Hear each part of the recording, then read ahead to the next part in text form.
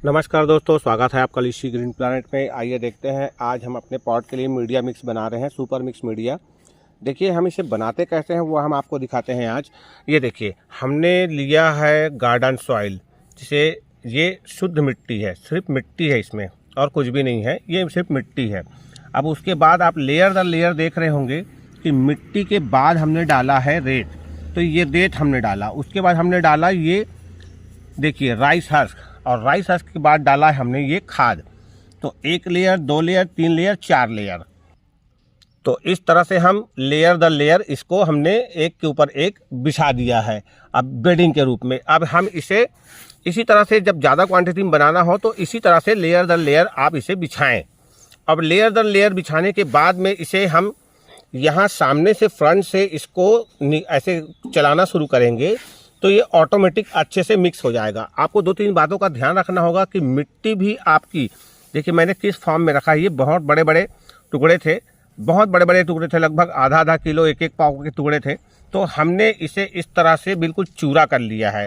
तो आपका मिट्टी इस तरह से चूरा रहना चाहिए।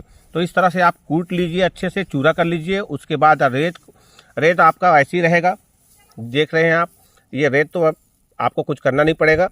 इसे रेत इस तरह से लेना है, भूसा लेना है और लेना है आपको गोबर की खाद। गोबर की खाद भी बड़े बड़े टुकड़ों में रहती है, तो उसे भी आपको बिल्कुल बारीक कर लेना है, हाथ से मसलेंगे तो इस तरह से हो जाएगा। आप गोबर खाद लें या वर्मी कंपोस्ट लेंगे तो कोई दिक्कत नहीं है।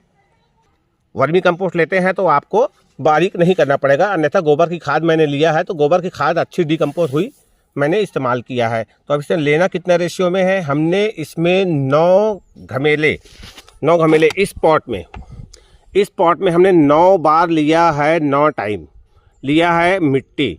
अब हमने इसमें 6 भाग रेत मिलाया है और इसमें मिलाया है 6 भाग धान की भूसी और 6 भाग हमने मिलाया है गोबर की खाद। ये रेशियो अभी कम है, इसे मिक्स करने के बाद हम देखेंगे कि अगर सही बैठता है तो ठीक है, अन्यथा आपको लेना है 9 भाग अगर मिट्टी ले रहे हैं तो आपको कम से कम 8 भाग रेत लेना है, 9 भाग रेत लेना है, बराबर मात्रा में रेत ले लीजिए। या और उसके बाद रेत लेने के बाद में आपको 8 भाग करीब धान की भूसी लेनी है और इतने ही 8 भाग आपको गोबर की खाद लेना है। तो इतना आपको रेशियो रखना है, क्योंकि हम अधिकतर पॉट कल्चर में ये अपने मीडिया जो है पॉट कल्चर के लिए तैयार कर रहे हैं। तो इसमें रेत की मात्रा ज़्यादा रखेंगे तो रेत में पानी जल्दी से रिटेन होगा, रुकेगा नहीं, और ये मीडिया बहुत अच्छा पोरस बनेगा। तो इस बात का जरूर ध्यान रखें। अब हम इसे